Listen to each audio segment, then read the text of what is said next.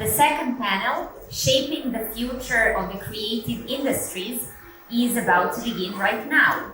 Today, we'll explore the evolving landscape of creative fields, the impact of digital transformation, and how innovation is driving growth in this sector. Our experts panelists will share valuable insights on how we can shape a resilient, inclusive, and sustainable creative economy. Before we begin, let me introduce you to our esteemed panelists. Michael Keel, CEO of the UK Nighttime Industries Association. Yeah, please, a bit of applause. Thank you very much. Michael is not here at the moment, okay. Next one, Tanja Petrović, President of the International Advertising Association, Serbia. Tanja, please join us on stage. Violeta Jovanović, leading Ethno network and NALED. Violeta. Željko Popović, co-founder of ICT cluster Cortex Montenegro. And Hilary Knight, international independent consultant in cultural and creative industries, please.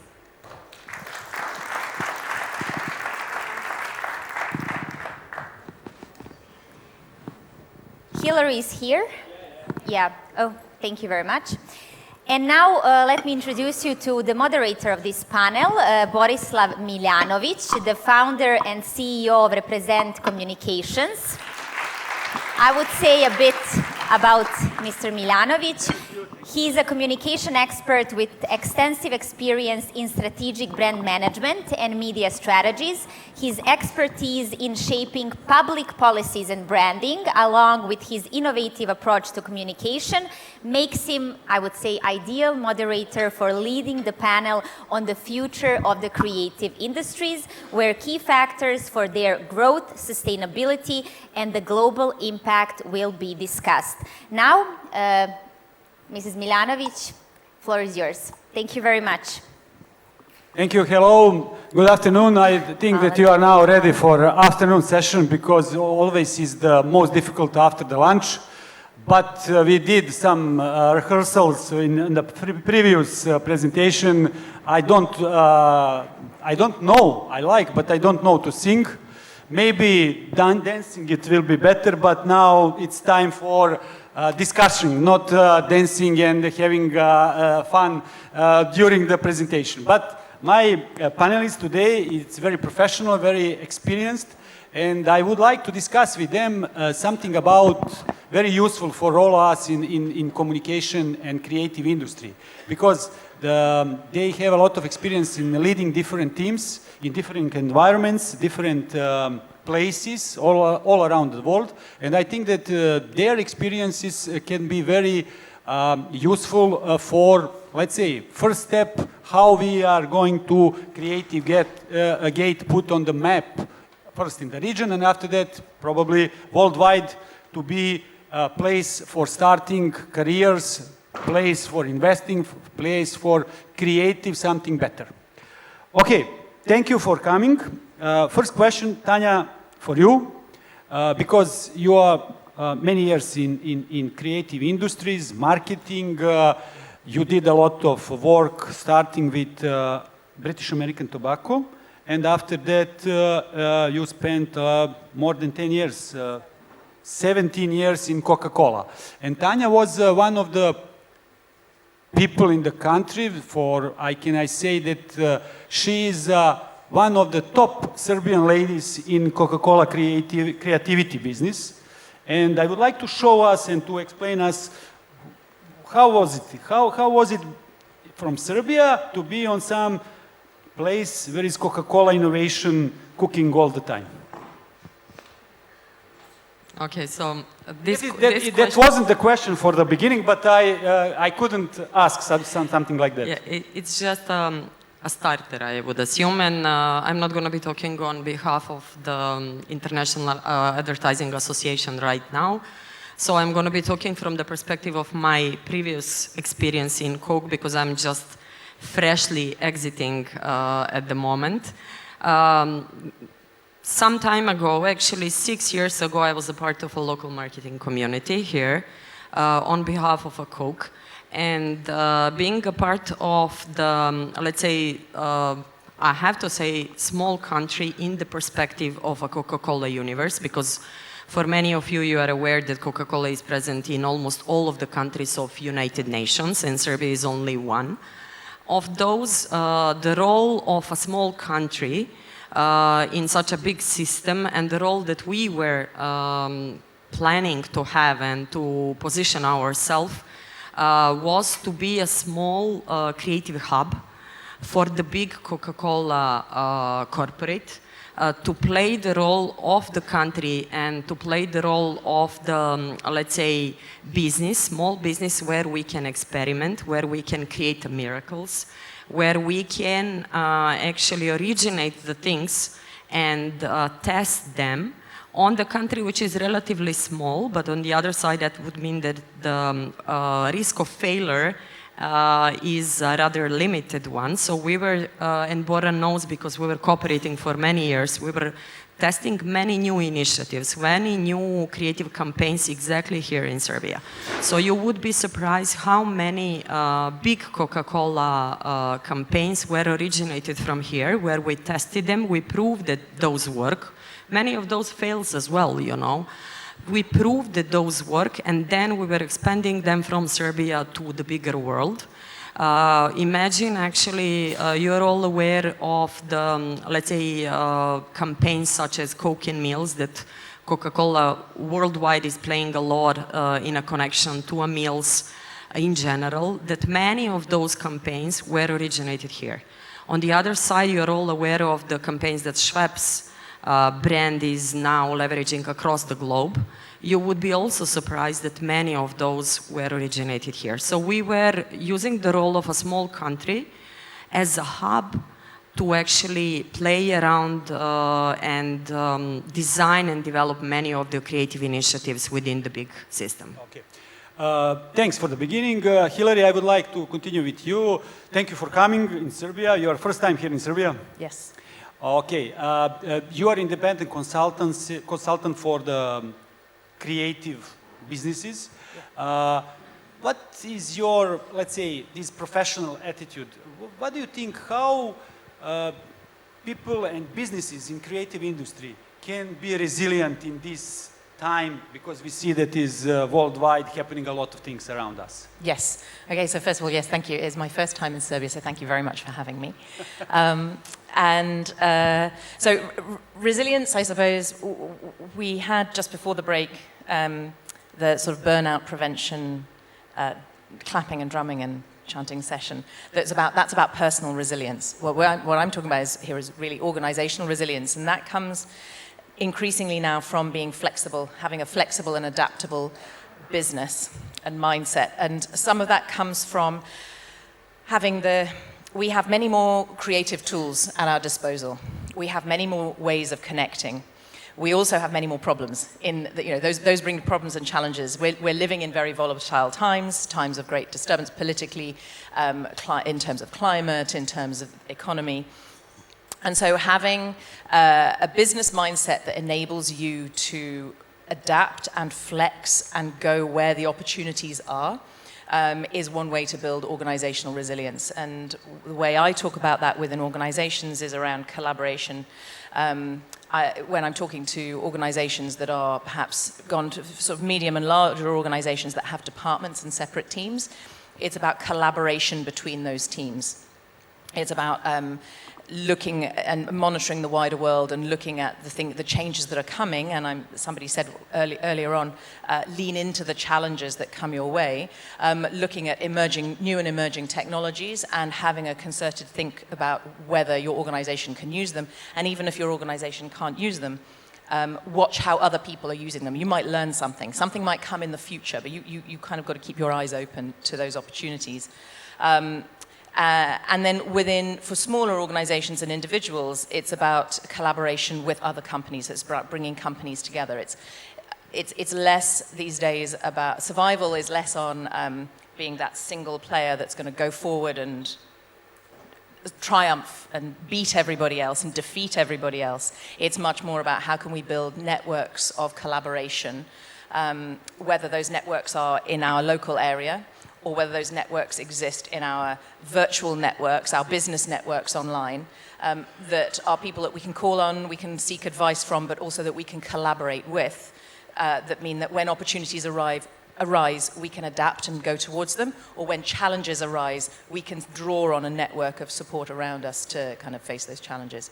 I'm talking kind of in abstract terms because it's quite a difficult concept to talk about when you don't have specific examples in front of you, but it's generally around collaboration and networked thinking, and then also keeping your eyes open to changes and new entrants to the creative and culture sectors, and not seeing them as a threat, sort of trying to, you don't have to jump in and do everything, but observe and try and learn the lessons that those sort of new entrants might have for your organization. You talked a lot about networks. Violeta created one networks, Ethno networks, and for me it's interesting because all around people in Serbia know Violeta as a NALED and operational, let's say, heart of the NALED. But you are also leader of Ethno and you did a lot of activities, events, preparation, everything with these old traditional crafts. What is your experience and how this traditional way of thinking, doing, we can connect and put into the new way of creativity? Thank you, Bora, for the introduction, and greetings to all, to my fellow panelists, and to everyone in the audience. Thanks also for having me. It's really a privilege to be able to talk about the work of Ethno Mreža in an environment like this. And it's very interesting what the colleagues already said about creating networks. This is exactly what we are trying to do. From day one, 20 years ago when we were starting with the organization, this was exactly the goal that we had in mind, which was to preserve the cultural heritage of Serbia by empowering women who are mostly engaged in doing crafts. And this is connected because any country's cultural heritage lives in crafts. They're a contemporary expression of the heritage that is a part of our cultural identity. So when we were getting started, our first task was to recreate the value of crafts, especially in Serbia in 2000 and onwards. They were very much neglected, just like the ladies, the artisans that are the masters of these crafts. So it was, I would say, a daunting task for us to sort of bring the acknowledgement to the ladies who are still practicing these crafts and to make their items, the products, something that is desired in the market and by our own people. And to be able to do that, we had to engage international community in Serbia, and we're very thankful to USAID who initially supported us, and then this led to a number of other partners and supporters who joined the initiative to be able to preserve this know-how that is vanishing and to make it, let's say, fashionable, to add the art, culture, and design to the crafts, because this is what creates the value for the market. So we worked a lot in bringing this content to the market of those who recognize the value behind it, and also putting forward the ladies who are making the products for us to understand that it's not a social category, that it's our social capital that is neglected and can be revitalized and can be turned into a significant economic potential for the local development of the communities where they come from. And we came a long way. Now it's I would say, very different for artisans across Serbia. We still have a lot to do, and the two things that we consider the biggest challenges is the fact that most of our members of the artisans in Serbia are very senior. It's usually women in their 50s, 60s, and it's challenging engaging youth if there are no incentives and no programs to support their engagement in this area. When they do, they usually quickly build a business out of it and they make it flourish. We have many of such examples. However, they're all organically grown because the support of the government is very meager in this area. So this is something that we are trying to support through NALED. And the second thing is exactly to portray it and to include it into creative networks and to recognize it as part of the creative economy, because this will again add recognition and acknowledgement to this sector. And this is where I see the huge potential for synergy and partnership with Exit Foundation. NALED can help on the regulatory side to come up with the programs of support and incentives. And we can work, I hope, in partnership to build the platform for many more artisans, for youth to be involved. And just to say that our youth is very interested in crafts and in workshops when they're offered to them. This is the challenge. It's usually not easily accessible to them. But you'd be surprised how many boys, teenagers, are interested in knitting, in embroidery, in felting, and they're not at all ashamed to do it, because it makes them in their school, in their community, and this is what we would like to do more of. And we are very thankful. Coca-Cola inspired me, and I'll finish with this. We are very thankful to responsible companies across Serbia, Coca-Cola being one of the leaders in this area, that are using these items as business gifts for their conferences, for different events, for different occasions. And they also support some of our programs, which is a great way to lead by example and to inspire others to do the same. Maybe I can just build on this, because a couple of years ago, how we were leveraging the local heritage and the social capital that each and every country has, not only using those stuff as a business gift, but we made a real campaign out of it, where we were matching together the local crafts with modern touch points of the, let's say, marketing of today. So we made a knitted billboard. We made we used the other crafts to make a modern marketing items, which we were promoting across the globe. And that was the case actually where the local campaign originated here, leveraging the creativity of the local culture, was promoted outside of the boundaries of the Serbia itself. And the BBC and CNN were writing about the local crafts through the big international, multinational brand that was leveraging the creativity out of it. So this was the example how actually the business and the local community were cooperating successfully together. And that also is an example, a really example of resilience, of connecting craft and creativity and creative industries and business to do something new and to create new IP in a way, and create new experiences for people, and to highlight and promote the artisanal nature of the crafts through the channels that Coca-Cola has.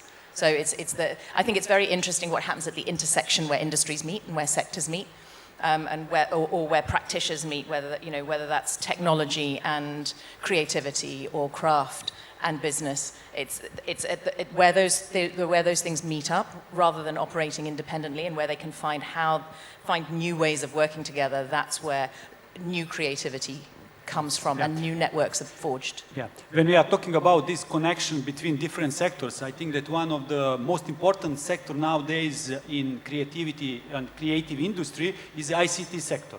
And Branimir comes from Montenegro. Željko is coming from Montenegro, from ICT sector. And please, how do you see that potential of ICT industry in growing creative business? Okay, thank you, Bora, and I'd like to thank Creative Gate for chance to talk here. Branimir should be here, but he couldn't came, so I'm second best, sort of, okay? But I will be fine, don't worry. Okay, I am here representative of ICT Cortex, which is young cluster from Montenegro of IT companies. I believe that main role of IT should be in e-commerce solutions because through that solution creative industries can monetize their products and then they can develop from there. So I believe that is the main channel. But of course, there are other fintech solution and that kind of stuff. Also, there needs to be a lot of creativity in IT by themselves, and that is part why we make ICT Cortex. Main problem that we have with IT workforce is that they can easily work for foreign companies for high salary from home, and we try to find a creative way to solve that problem, and ICT Cortex is one pretty interesting way. We have several things we do, but maybe we can talk later about that. But mainly ICT is support for e-commerce and that kind of stuff when it comes to creative industries. Tanja, when we talk about these, let's say, sectors, your sector is marketing. You are all the time you're in that sector. How do you see the, let's say, we see that ICT sector has big potential. What do you think about marketing, about brands, about in the other region? What are the potentials? Yeah, so when we talk about the marketing and advertising in general, in some of the developed countries, so I will just mark one, which is in North America, the overall contribution of the advertising to the GDP is huge. So according to some few years ago old report, which I found, I couldn't find the recent one, the contribution to the GDP is going even up to 19%, which is significant. When we talk about the creative industry and how much advertising and marketing is contributing to the creative industry development, we see actually the growth rate are in the favor of IT industry, which is the highest contributor actually to the creative industry, growing year on year. However, marketing and advertising are among the key contributors, among top 3 in general, contributing to the creative industry development. Of course, these figures are very much different from country to country. We see the countries where the contribution is super high. We see the countries where contribution is on the level of single digit. And this means actually that this situation is super fragmented. And this is where I see our opportunity, how to contribute more to the development of the creative industries and how, in that sense, to develop better and contribute more to the GDP in general. Why I'm saying so? We see that it's very much different in a way creative industry and marketing itself is kind of developed from country to country. However, what we see when we check the statistics of the marketing and the creative industry in general, that it's super healthy. Why I'm saying healthy? I'm saying healthy when we cross-check actually what are the qualifications of the people within that industry. They are super highly qualified. When we see what is the average salary, we see that the average salary is much higher than average. It's not up to the level of IT industry, which is at this moment it's on the top, but it's much higher. On the other side, when we see even the ratio of, let's say, female versus male, we see it's super healthy, which is an issue in many other industries. It's super inclusive. When we cross-check the UK reports, we can see in UK reports that almost 40% of the people working in creative industry, and it's also replicating in marketing, are non-UK born people. So it's super inclusive in a way. It's open. At this moment, it's super fragmented. And it can contribute, if we position that as a priority, for the agenda for our country. If we actually invest in that one, it can grow much faster than many other sectors. What do you think about Balkan creativity? Does it exist? On the Balkan creativity side, why I was saying it's super fragmented, this is where I see the opportunity of the countries which are not that much developed like some other developed countries are. We know that in a creative industry, average spend is much higher in countries which are much more developed, meaning that they have a higher disposable income, so they have more of a leisure time and more of money to invest in a creative industry outputs.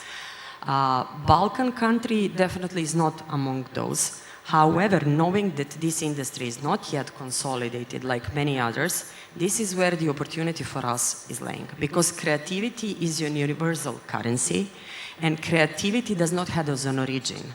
It's still an industry where the good idea is valued the most, and this is where actually our chance is. And this is something where not only the advertising and marketing industry, but all the other sectors of the creative industries are there actually to put it high on their agenda, because the return on investment is projected to be quite higher and much higher than in some other traditional industries. As I mentioned, actually, there are many examples of the local creativity which were actually gaining the momentum and attention on the global scene. And therefore, I believe that when we talk about the Serbian creativity, because unfortunately in our country, you know, we were not doing everything by the book. You were not finishing the school and you know which first job you're gonna have. You put certain effort and you know what kind of a promotion you'll get. You do that and you're gonna get that. So for the countries where nothing was coming easy, we know to find the way. And this is what is important in creativity. You need to be good in problem solving. And this is something which is inherited for us. And I believe this is kind of a good asset for us to leverage. Hilary, I saw that you are smiling about this. But what do you think about this? Well, I agree. I was smiling at that thing of if you don't know where your next job is coming from, you have to find the way and you have to find it. And I think that's certainly the case in terms of the more kind of sort of newer forms of creativity around digital creativity, because they didn't exist when many of those people who were making them were at school. So, you know, it's about finding the way, leaving school with a set of skills and knowing what those skills are, but also constantly learning and taking on new challenges and using those new challenges to find a route and find your allies and find collaborators. Željko, is it the case in Montenegro as well? What do you think? Potential of Montenegro creative industry? I believe it is. Montenegro is a very small country. It's practically 1/4 of Belgrade when you look at it. But if you look at during a year, you have 6 months where there are a lot of tourists and a number of people is ×4, ×5.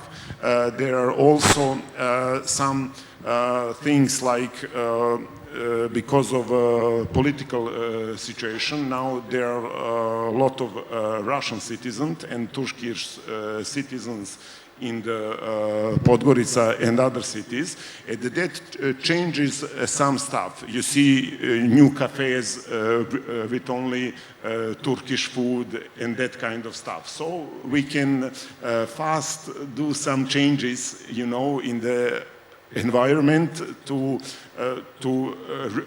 react to the new situations. But also, I believe, like Montenegro, like whole region is what Tanja said, very small regarding Europe, regarding all the other countries. So I believe that main thing is to collaborate between all the countries, and that is where is main thing, combining all the creative stuff that we can do if in various type of fields of life. Violeta, you are already, we heard, you are already in creative business in some way with your network, but on the other hand, you are a lot of connections, you know what is going on and what is happening on business scene in Serbia. And what could be your advice for our, from the creative industry? What we should do and how we can, mingle, communicate with other business in the country if we want to boost our part of the creative business? I would fully agree with the colleagues about the potential of the sector in Serbia and in the Western Balkans. And this is a common trait for our economies. This is something that can bring us closer together, because we're still suffering some of the consequences of the previous decades, and we should be looking for those traits that can bring us around common purpose. And creative sector is definitely one of those. For us to be, I would say, more efficient in voicing this potential and the needs is a platform that we should build together. Perhaps Creative Day is the first step in, Creative Gate is the step in that direction. Because the sector needs a voice that is articulate and clear. This is, at least from the perspective of NALED, currently lacking. An example of that is the issue that we had with the community of freelancers several years ago. You may recall that many of them were in the streets protesting because their status was not clear. And we take a lot of pride in being able to resolve it positively for the country and for the community. But it took a lot of effort because, again, there were multiple voices coming from this sector. So to avoid wasting time, it would be great to have a channel that would be capacitated to communicate the needs and the potential, and to articulate what kind of support is needed from the government, from the business sector as well. Because many companies, many responsible agents, I would say, would be willing to support if it was clearly communicated to them what is needed and how they can go about supporting it. So this is what we would be in favor of. And then replicating these practices across the region. This is what we do as NALED in the area of reforms. It's not very inspiring and it's very difficult, but it's most helpful because country governments like to copy what someone else did and then exceeding those solutions in terms of success. And this is what helps Serbia in particular to implement many reforms that we saw in our neighbors in North Macedonia, in Croatia, in our immediate neighborhood. And we could do the same in the area of creative economy. We do so, but on a small scale with Ethno mreža, mostly through cross-border programs and Interact projects. And this is, again, just a spark that we could grow and build with the help of you all. Tomorrow, for example, we're going to Loznica. There is a program, a masterclass program for artisans. We call it a colony. And there will be artisans from Bosnia because this is the program that is funded by European Union. And it's amazing how well it works because Bosnian institutions are quickly picking up the practices that we developed in Serbia, selling these items as protocol gifts, using them in the government because it's a great cultural diplomacy for any country. And we are learning from our peers in Bosnia about online sales. They're excellent there. We are nowhere near the level that they reached. So it's a fantastic venue for exchange, and we can get the support, but we need to build networks that can easily work together. Hilary, I would like to hear your opinion about this one voice. Violeta said that it is very important for creative industry to have one voice. What is your experience with this kind of organizing ourselves? I think that's the voice emerges, I suppose, in terms of my experience. The voice emerges, it's the self-organizing that has to happen first. And the building networks, and Creative Gate is an excellent start. And building networks that go across organizations. Where it becomes difficult is where the self-organizing and the networking happens within a particular field of expertise, and you end up with the echo chamber of people talking to each other. But working across, finding collaborators and people with common interest and people who you can work together with. And in terms of my experience of that in the UK has been around projects that then become examples for the rest of the sector. So find networks of people who can come together, so technologists, a creative company with some IP, to create a new product, create a new experience or something, which they then showcase and becomes an example. Because it's very useful to have something to look at. So doing something, even if it's something small, that can be an example of how cross-collaboration can work and will bring other people to your cause, I guess and the voice sort of emerges from that, because if you're just talking amongst yourselves, it's not going to go much further. Okay, we are running out of time, but we have last few questions. Željko, for you, what do you think, how digitalization can change the perspective of our businesses and how it can help us? Okay, digitalization is pretty broad term, but using, we all heard digital transformation and that kind of stuff that everybody is talking about, but we have several layers that we can talk about. I believe main thing for companies is to find software which makes them more money. I believe that is most important thing, and that is sustainable. What I mean by making more money, that is not making, that is just end cause. That means to make more efficient all processes in company. That could be implementing right ERP solution. That could be using different kind of tools like marketing tools and that kind of stuff. But I believe main thing is that all members of company have that conscious mind that digital transformation is needed. Because biggest problem when we come to company and we want to make a digital transformation is that not all team members are on board.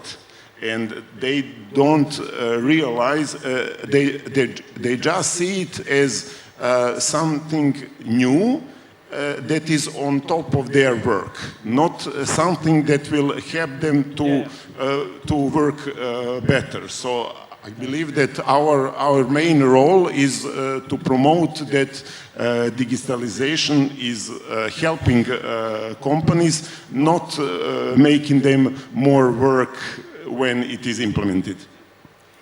I can add to that because I completely agree, and then I come from the other perspective, which is around digital content and having a content strategy, because any organization now with a digital, public-facing digital presence is a media organization and has the tools at their disposal to tell their story and to communicate with their audiences, and also crucially to listen to their audiences coming back to them. This is music for my ears, I have to say. Yeah. So all I can say is it's also about having the tools and the infrastructure, but also the processes inside that organization to work out what your assets are, what is your IP that you can present, that presents you in a unique and compelling way to the world, because this is a global platform, and it can also be a tool for sharing the output of networks. It can be a tool for building those networks and amplifying those networks, but also crucially, it's about presenting yourself in the world. Yes, and the main problem is when we come to some of the CEO, he says, you know, I have 20% of all people who are not willing to deal this change. What can I do about them? And they are maybe at some core positions. So Giving them good pension, giving them. This is the way. Yes, yes. Okay, Yes. Let's finish this conversation, Tanja, with you. Artificial intelligence in marketing is something which is always here, and we are dealing with them daily. It is not that is coming, this is here. What do you think, how it can be used for our business in this region, for the creative industry? I will go back to that. I just want to build on what they just said, but it's connected in a way.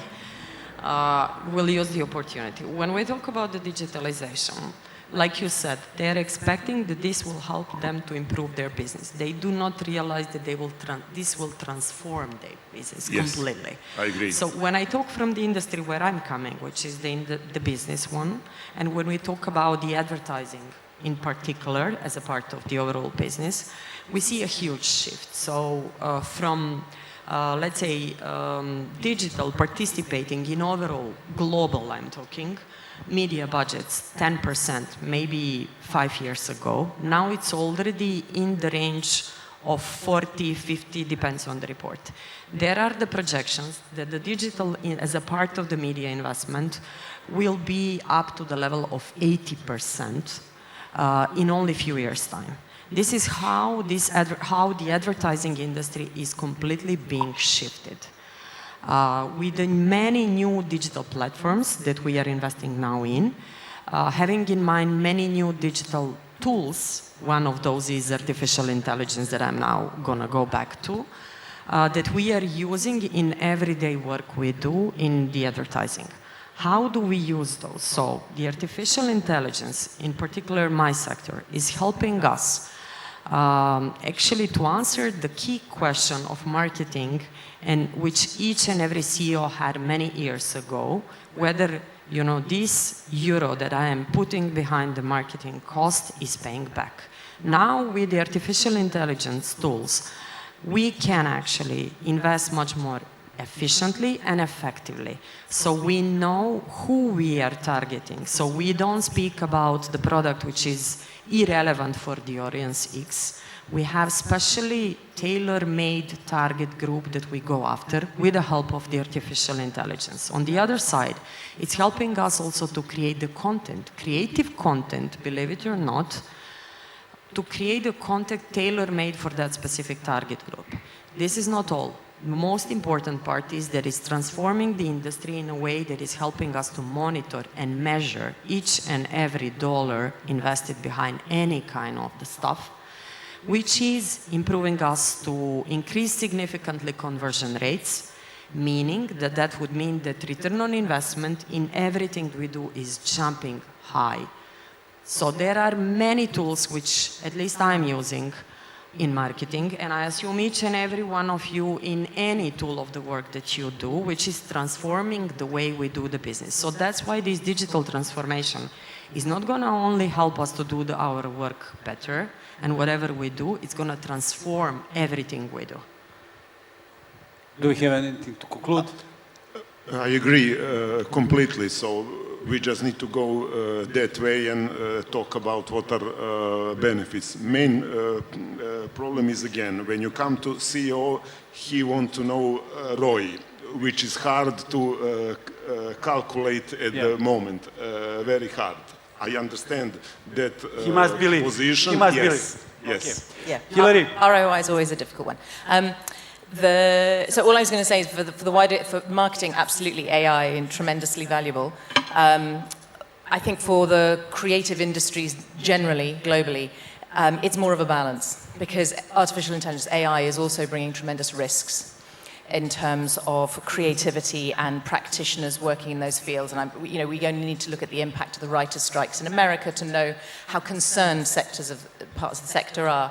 So I suppose what I'm thinking about now, and when I'm talking to institutional clients, is more about holding that in balance. AI has tremendous potential to make business operations more efficient, to make marketing more impactful and efficient.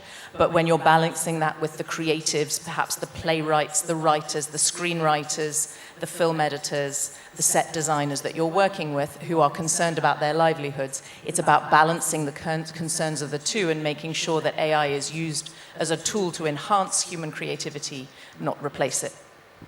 Okay, we are running out of time. If you I know that this topic now it's also very interesting, and we can discuss next 2 hours about changes and what is going on and what is happening. But I think that if you are satisfied with this panel, please one big applause for our panelists. Thank you.